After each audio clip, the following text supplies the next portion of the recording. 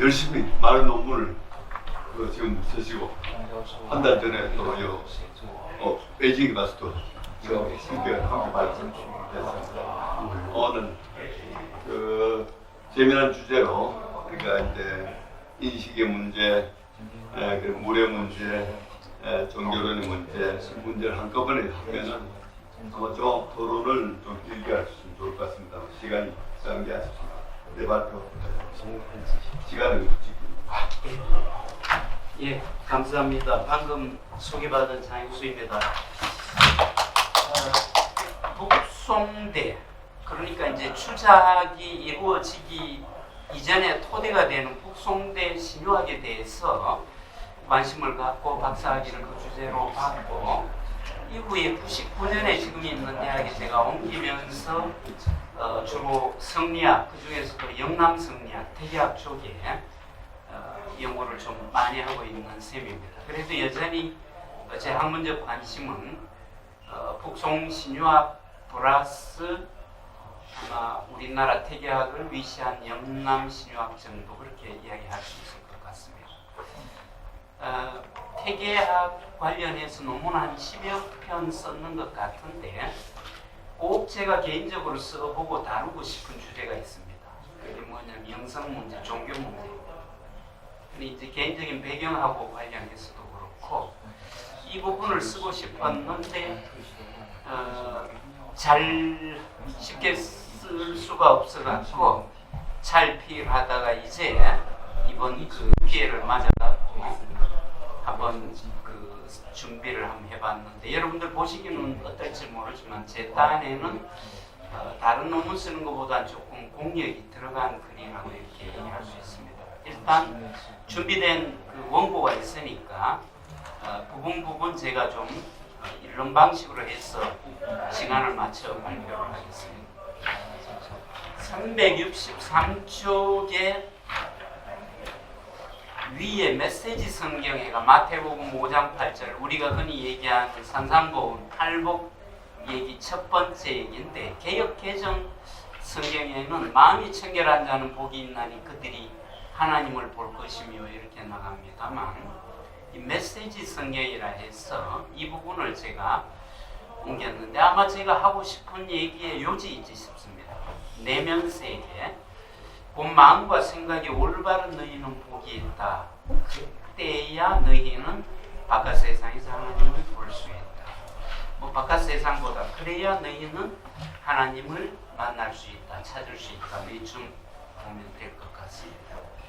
종교 문제를 토론을 하게 되면 늘 글을 쓸 때 논의의 요점이 되는 게 뭐냐면 종교란 무엇인가 하는 게 이제 선행과제로 떠오르게 되죠. 그래서 제가 기시모토 히데오 그 종교 정의 세 가지를 보니까 비교적 잘 정리되어 있는 것 같아요. 첫 번째가 신관념을 중심으로 하는 정의, 두 번째가 성스러움과 외경이라는 어떤 그런 수행자를 중심으로 하는 종교 정의, 세 번째는 기존의 어떤 종교를 하나의 사회적 문화 현상으로 보는 정의론이 있는데 이 중에 저는 두 번째를 놓고 오늘 말씀을 드리려 합니다. 쉽게 얘기하면 태계 이양 사상 중에 이 외경의 감정이나 성스러움의 어떤 이런 가치 같은 부분들을 중심으로 태계의 어떤 종교 사상적 면모를 한번 살펴보려 합니다. 우선은 영성이라 할 때 종교라고 하는 말하고는 좀 차별적으로 이해할 수 있습니다. 영성은 자기 성찰, 자아초월, 내적 평화, 어떤 그런 어떤 내면적인 고민이나 내면적인 어떤 그런 자발적인 경험을 소중하게 이제 여긴다는 부분에 포인트가 있을 것 같습니다. 364쪽에 보면 이 의외로 태계사상을 종교와 영성적 관점에서 해석하는 연구들이 꽤 있는 것 같아요. 제가 각주 2번에 달았습니다만 김민재라고 하는 젊은 연구자인데 이분이 태계사상에 대한 종교적 영성적 해석의 경향과 과제, 국내 연구물에 대한 검토와 비판을 중심으로 한 글을 썼는데 여기에 참고 문헌에 올라 있는 게 직간접적이겠지만 30-40편 되는 것 같고 저도 뭐 전면적인 건 아니지만 부분적으로 관여하는 글을 한 3편 정도 이전에 좀 언급을 한 것 같습니다. 오늘 좀 특이한 거는 2010년에 북한에서 간행된 조선 철학 전사하는 책이 있습니다. 이게 아주 방대한 책인데 이 책의 연구 성과를 제가 반영을 했습니다.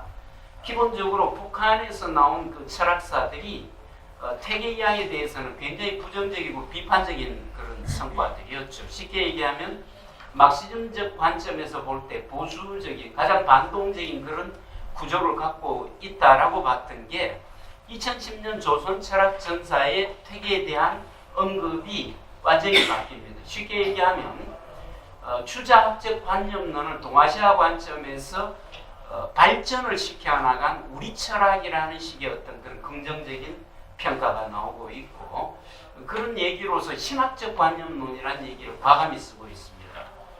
배경이 궁금했는데 김정일 교실을 역시 앞에 끌어두기는 했습니다만 아마 주체 철학, 주체 사상과 관련해서 이 중국을 뛰어넘는 어떤 우리적인 것, 우리 전통 사상 이런 배경에서 아마 좀 더 자유롭게 긍정적으로 퇴계 철학을 풀이할 수 있고 그 면에 이 신학적 관념론이라는 표현까지 과감하게 쓰는 것 같습니다.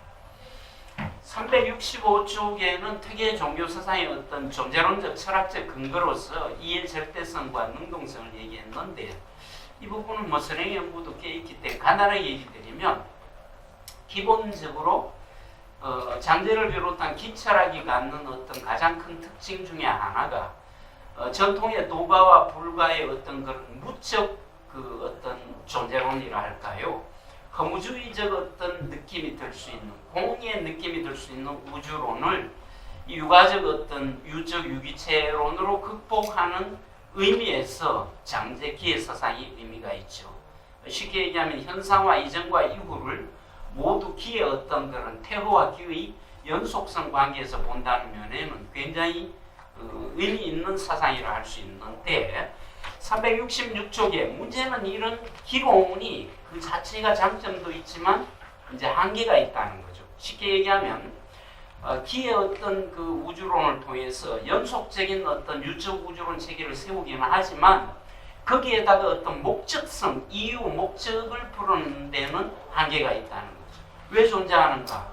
뭐 어떻게? 이런 부분들에서 역시 이제 주희가 이와기라는 어떤 그 패러다임을 갖고 이원론적 사고로서 이를 가지고 목적을 아무래도 연관을 지우는 부분에 유용하게 쓰기는 썼는데 이와기라는 이원론적 관점은 철학사에서는 보면 그런 것 같습니다. 이 철학을 심화하다 보면 어떤 방면이든 자기 모순성을 극복하기 위해서는 이론론적으로 나갈 수밖에 없는데 자매과가 기쪽에서 이제 이론적 체계를 넓게 그려보았다면 퇴계의 경우에는 주자학이 갖고 있는 이기 이원론적 특색을 이라는 부분에서 이제 일관성 있게 더 추진을 해 나가는 것 같습니다. 그래서 퇴계에게 있어서 어쨌든 이는 이 키에 구속되지 않는 어떤 절대적 존재로서의 어떤 성격이 강하게 강조가 되어 나가는 것 같습니다. 그런 얘기를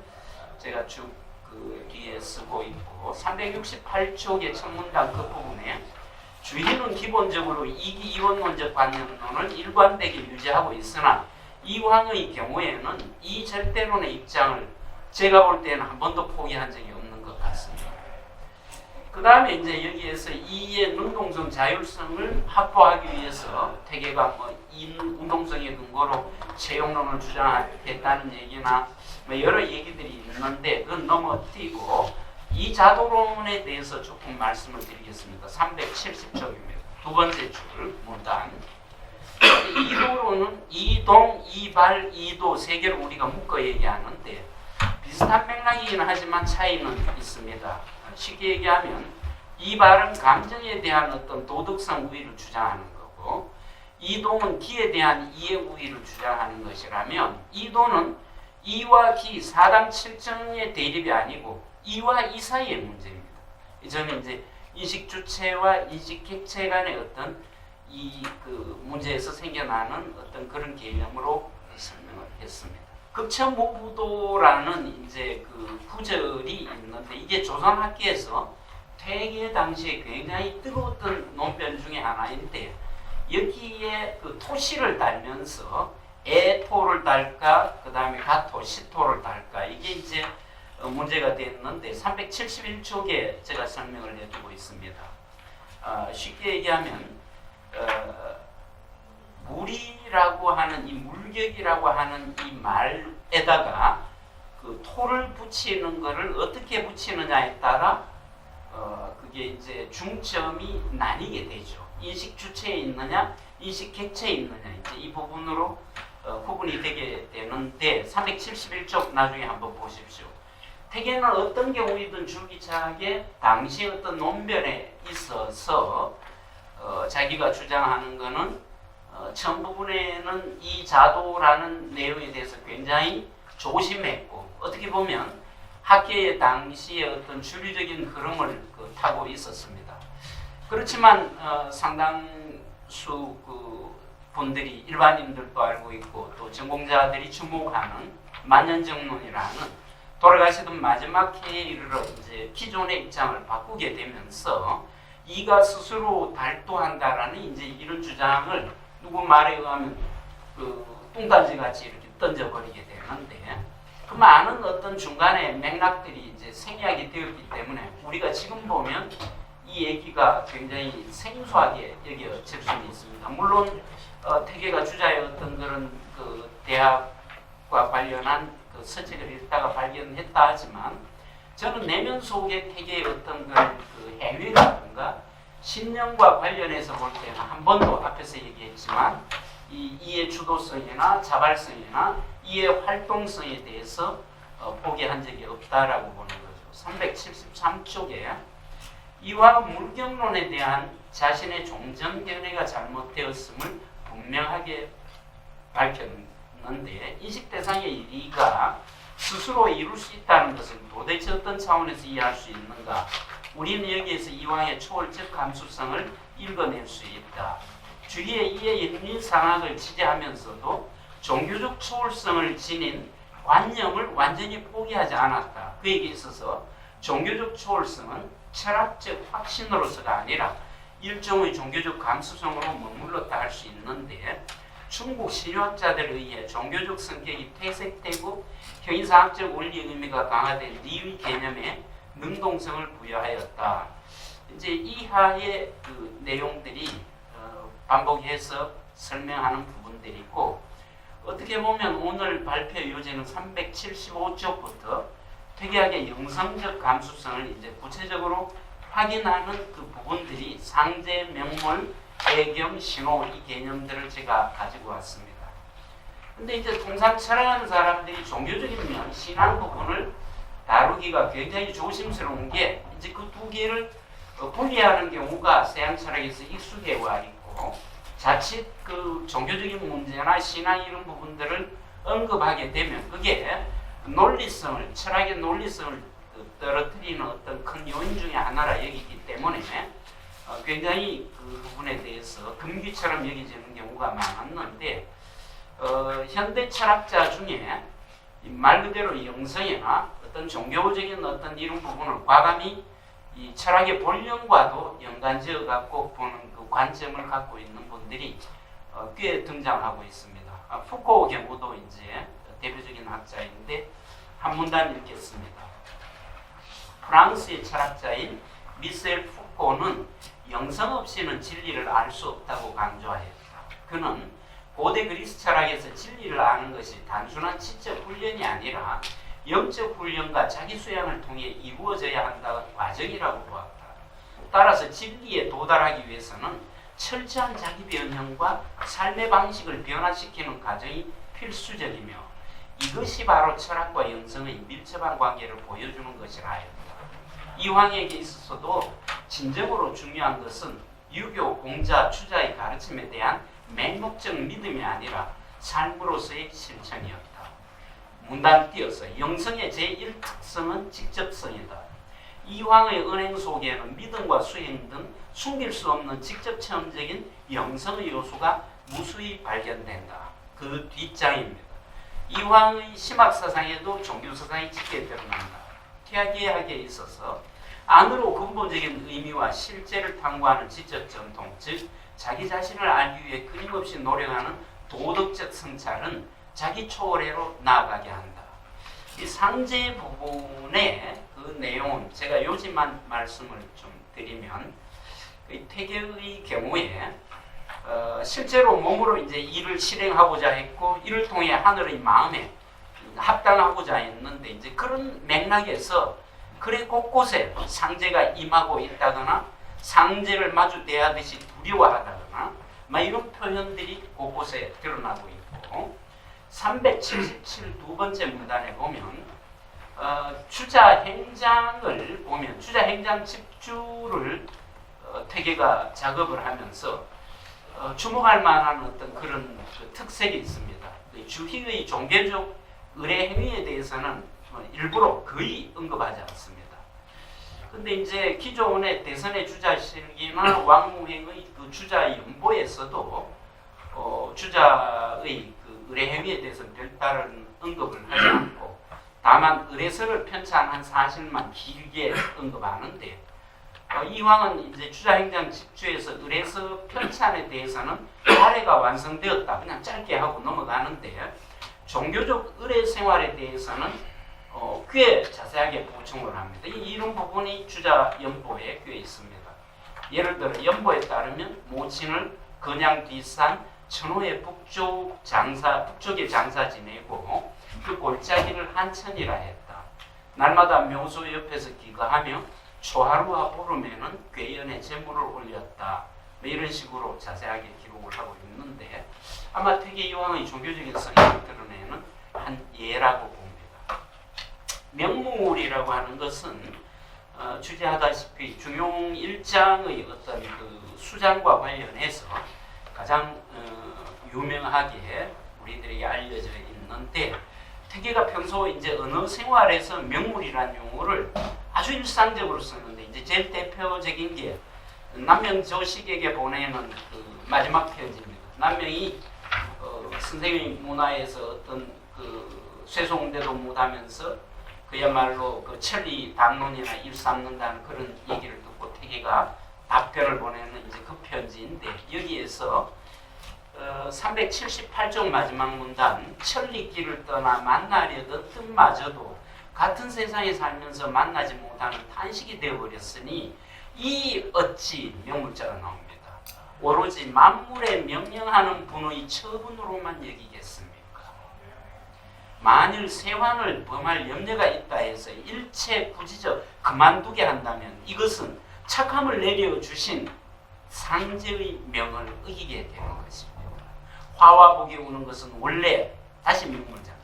만물에 명령하는 분의 의하기 마련이니 쭉 이렇게 나오는데, 관념적인 천이라는 의미는 분명히 넘어서 의미를 강하게 풍기는 구절이어서 제가 한 구절 예로 들었고, 379쪽에 이제 외경이라는 부분은 퇴계가 그 경이라는 부분을 우리가 알듯이 네 조목으로 흔히 설명을 했다 하지만, 사실 퇴계에 있어서 외경, 경의 의미로 이 경을 풀이하는 건 뭐 가장 기본적인 사실이죠.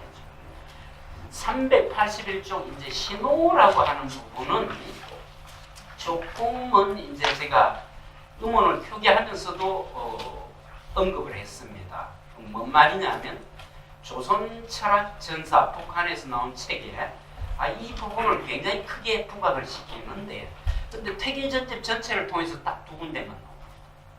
이 두 군데만 나오는데, 한 군데는 제자의 어떤 그런 제문을 쓰면서 제자 인품을 언급하면서 신호를 얘기했고, 그보다는 조금 더 구체적으로 언급하는 게 바로 여기에 나오는 47각주 붙은 인용문입니다. 모름지기 그 단서로 인해 접속하여 공부를 해나가되 쭉에서 마지막 부분에 찾아 구하기를 기다리지 않아도 스스로 신비하게 깨달아지고, 신비하게 깨달아지고 마음으로 이해가 되어 심해 허다한 장애가 없어질 것이다. 근데 이제 이게 우주의 본질을 직관적으로 깨닫는 어떤 그런 그 초월적 인식이라 하여 이제 그 북한 조선 철학 전사에서는 굉장히 이제 강조를 하고 이게 관념적 어떤 인식 방법으로서 이황의 인식론적 특징을 잘 드러내는 것이다 이렇게 쓰고 있는데, 근데 이제 저는 이 부분은 충분히 이제 주목은 할 필요가 있고 신호보다는 오히려 심해하는 개념, 이 비슷한 개념들을 통해서 퇴계 선생의 어떤 직관적 인식론을 우리가 그의 어떤 종교적 성향과 관련한 근거로서 확충할 필요는 있다라고 봅니다만, 이대로 신호 개념 자체는 조금은 주의해야 될 거 아닌가. 382에 맺는 말 위로 하나 둘 셋 넷 다섯, 이황은 그 앞의 문장에서 조건이 있습니다. 오래도록 쌓아나가서 공부가 익숙해지면 자연히 시원하게 관통되는 곳이 있을 것이다. 일반적인 그 직관하고는 좀 차이가 있는 거로 봐야 안 되는가. 맺는 말 부분은 제가 시간이 가더라도 결국 여러분들에게 오늘 드리고 싶은 요지의 말씀이기 때문에 한번 읽어보겠습니다. 이황은 우주와 인간의 본질을 탐구하면서 이에 대한 깊은 경외심을 가졌다. 그에게 있어서 이 또는 천리란 우주와 인간을 포함한 모든 존재의 근본 이치로서 단순한 철학적 개념을 넘어선 숭고심의 대상이었다. 이황은 인간이 이를 이해하고 그것을 실현하는 삶을 살 때에 비로소 도덕적 완성을 성취할 수 있다고 보았다. 그는 성리학에서 제시된 거경과 공리의 개념을 통해 자신의 마음을 수양하고 도덕적 본성을 회복해야 한다고 강조했다. 그리고 이를 위해 끊임없이는 자기 성찰과 실천을 요구했는데 그 과정은 마치 종교적 수행과도 같았다. 즉 이황의 수양론은 단순한 학문적 훈련을 넘어서 자신의 내면을 정화하고 도덕적 이상을 실현하려는 일종의 영적 수양으로 볼 수 있는 측면이 많다. 이황의 학문과 수행은 자기 차점에서 시작하여 자기 초월해로 나아갔다. 퇴계 이황은 숭고함의 가치를 체득하고 일생 동안 깊은 경외심을 마음속 깊이 간직하며 살았다. 바로 이러한 점에서 우리는 그를 성과 진리에 대한 순례자로 부를 수 있다. 퇴계학의 종교적 성향은 리 세계관의 정합성 지향 의제에서 생겨났다고도 할 수 있다. 즉 주의가 비세계관에다 목적성과 원인성을 보완하면서 이의 철학을 전개해 갔다면 이황은 리의 논리적 형식성에다 실제적인 힘을 부여하고자 했다. 그는 리의 개념의 존재론적 절대성과 실제 세계에 작동할 수 있는 능동성을 부여하기 위해 많은 노력을 하였다. 그런데 리에다 절대성과 능동성을 부여하게 되면 자연스럽게 인격적 절대자의 모습이 떠오르게 되며 이학서상 또한 일정 부분 영성적 의미가 더 딥해지게 된다.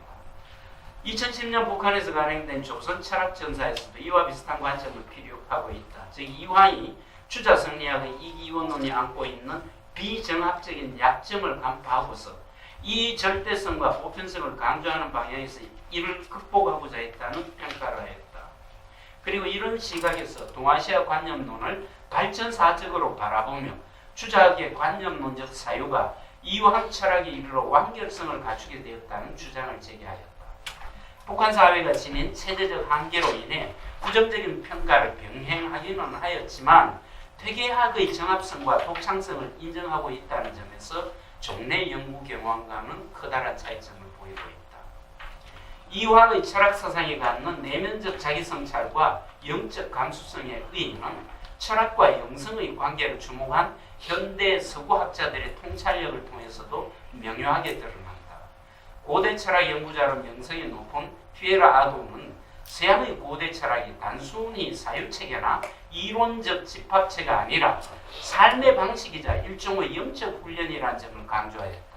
그는 고대 철학이 삶의 실천과 밀접하게 결합하여 있었던 반면 현대 철학에 오면 점점 순수 학문적 탐구와 이론적 작업으로 축소되었다는 점을 지적하면서 현대 철학이 다시 고대 철학의 실천적이고 영성적인 요소를 회복해야 한다고 주장하였다. 미셀 푸코 또한 서양 고대 철학을 단순한 지적 탐구를 넘어선 자기 변형의 과정으로 이해하였다. 푸코는 영성의 의미에는 진리에 도달하기 위해 개인이 겪어야 하는 자기 변화, 자기 정화, 자기 수양과 같은 내적 작업들이 포함된다고 보았다. 그리고 미국의 신학자인 하비코스는 종교에 대해 제도적인 구조나 교리적인 문제를 중심으로 이해하기보다는 개인의 영적 경험과 공동체적 실천을 중시해야 한다고 주장하였다. 이러한 면에서 그는 개인의 삶의 방식으로서의 신앙이 종교적 믿음보다 훨씬 더 중요하다고 강조하였다. 이런 입장들은 모두 철학과 종교의 본질적 친연성을 주장하는 것으로서 현대사회에 있어서 철학과 종교 또는 윤리와 영성이 직면한 여러 도전과 회의적 시각에 대해 중요한 통찰을 제공해 준다. 우리는 이런 시각을 통해 퇴계학의 종교적 성향이 갖는 긍정적 의미를 진단해 볼 수 있다. 5분 정도 시간을 줄인 것에 제 스스로 만족합니다. 감사합니다. 소개받는 서원식입니다.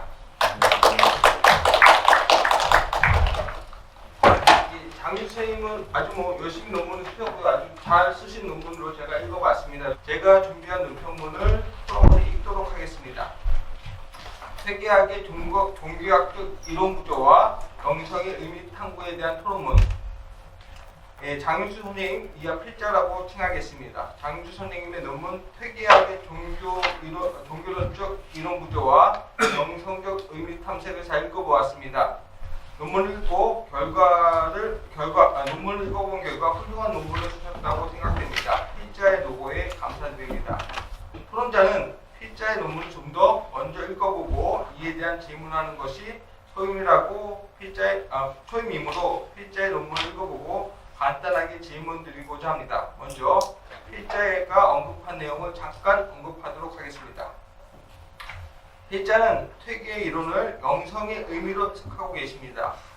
이 장에서는 종교 사상의 존재론적 근거를 비절대성과 능동성으로 해석하고 계십니다. 그 가운데 주제학적 논리와 퇴계학의 차이점에 대해서도 논하였습니다. 3장에서는 퇴계 종교 사상의 인신덕적 이해를 리자도론으로 해석하고 리자도론이 퇴계학에서 같은 의미를 폭넓게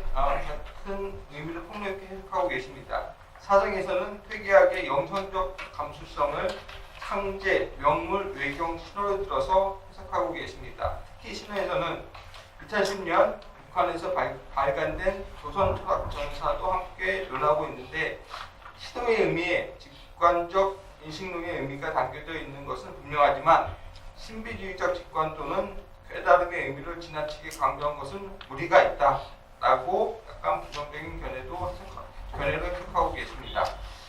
이에 대해 토론자는 필자가 언급한 사항에 대해 몇 가지 질문함으로써 토론자의 소임을 다하고자 합니다. 388페이지입니다. 첫째, 필자는 퇴계의 이론을 영성으로 해석하고 계시고 이를 이자설로 확장시켰습니다. 그런데 니를 영성으로 해석할 경우 니가 영성에 속하는 것이 되는 것 같습니다. 필자도 그렇게 종교와 철학을 같이 연결시키면 이 논리적으로 좀 문제가 있다라는 측면에서 얘기를 하셨는데요. 저도 좀 그런 비슷한 생각을 가지고 있습니다. 영성을 종교적인 것으로 생각한다면 종교에 리가 속하는 것이 되는 결과를 낳을 수도 있는데 영성과 리의 관계에 대해서 좀 더 자세하게 말씀해 주셨으면 감사하겠습니다. 그러니까 필자의 의견을 제가 구하는 내용입니다. 둘째, 퇴계 철학을 말씀하시면서 퇴계 인식 주체와 객체라는 표현을 사용하고 계십니다. 토론자는 인식이 중요한 것이 아니라 실천이 중요한 부분이라고 생각됩니다. 인식의 문제는 서양 철학에서 중요하게 생각되는 것인데 이에 대해 필자께서는 어떻게 생각하시는지. 인식의 문제는 이미 서양 근대 철학에서 상당히 중요한 부분으로 얘기가 되고 있습니다. 근데 동양 철학까지 끌고 와서 이렇게 얘기를 할 수 있는지에 대해서 제가 질문을 드리고 싶습니다. 그리고 필자는 인식을 중요한 범주로 삼은 것 같은데 인식 주체와 객체를 설정하게 된 이유에 대해서 좀 더 자세하게 말씀해 주시면 감사하겠습니다. 셋째, 필자는 퇴계에 있어서 경의 문제는 초월적 덕인 덕성보다는 미발지중을 존영하는 내재적 덕인 경에 더욱 관심을 집중시켰다고 하셨습니다. 토론자는 퇴계의 경을 부의무적이나 정죄 엄식의 의미보다는 일상생활에서 활동하는 것으로 생각하고 싶습니다. 그러니까 지금 송대에 얘기하는 경과 퇴계의 경이 어떻게 다른지에 대해서 질문하는 것입니다. 즉, 일상생활에서 어떤 것에 집중하고 있는 상태가 경이라고 생각됩니다. 필자께서는 주의무적이나 정죄 엄식을 주장하는 중국의 성리학적 분위기와 퇴계가 주장했던 경의 차이점이 무엇이라고 생각하는지 말씀해 주시면 감사하겠습니다. 넷째, 필자는 신호 개념을 설명하면서 신호의 의미에 직관적 인식론의 의미가 담겨 있는 것은 분명하지만 신비주의적 직관 또는 깨달음의 의미로 지나치게 강조한 것은 무리가 있다고 하셨습니다. 이는 조선 철학 전사에서 이야기하는 부분에 동의하지 않는다는 말씀 같습니다. 그렇다면 북한에서 발간된 조선 철학 전사를 설명하게 된 이유가 궁금합니다. 이 책에서 왜 퇴계 사상을 인식과 연결시켜서 생각하고 있는 것일까요? 그리고 조선 철학 전사가 가지는 한계는 무엇이라고 생각하는지 궁금합니다. 다섯째, 필자는 퇴계의 리를 설명하면서 상제와 같은 표현이라고 말씀하시고 계신 듯합니다. 상제는 정혜경의 사상에서 중요하게 생각되는 용어입니다. 정혜경은 리기론을 부정하고 리의 자리에 상제를 대신하여 놓기도 합니다. 정혜경의 입장에서는 리의 자리에 상제를 놓일 수 있지만 퇴계에게서는 상제가 어떻게 리로 대체될 수 있는지에 대해서 좀 더 자세하게 설명해 주셨으면 감사하겠습니다. 물론 이러한 문제는 이미 이동환 선생님이 같은 논문에서 다루고 있기는 하지만 퇴계의 입장에서 좀 더 자세하게 설명해 주셨으면 감사드리겠습니다. 여섯째, 필자는 퇴계의 사상을 종교적 의미 영성이라고 해석하고 계십니다. 그리고 이를 이라고 해석하고 계십니다. 그런데 퇴계의 종교 감정에 대해서 다른 주장을 하는 논문도 있습니다. 이 논문에서는 퇴계학의 감정론이 종교적 성격을 띠고 있다고 주장하고 있습니다. 영성과 감정론은 다른 부분이라고 생각됩니다. 여기서 감정론이라고 보면 감정에만 집중하기 때문에 그 이상을 넘어서는 이제 성에 대해서는 어떻게 생각하는지 이런 부분에 대해서 좀 질문을 드리는 것입니다. 그렇다면 필자가 생각하는 리와 감정론은 어떤 차이가 있는 것인가요? 만약 다른 것이 있다면 어떻게 다른지 설명해 주셨으면 감사하겠습니다. 위와 같이 6가지 질문함으로써 토론자에게 맡겨진 임무를 다하고자 합니다. 필자의 논문 로고에 다시 한번 감사 말씀드리겠습니다. 감사합니다.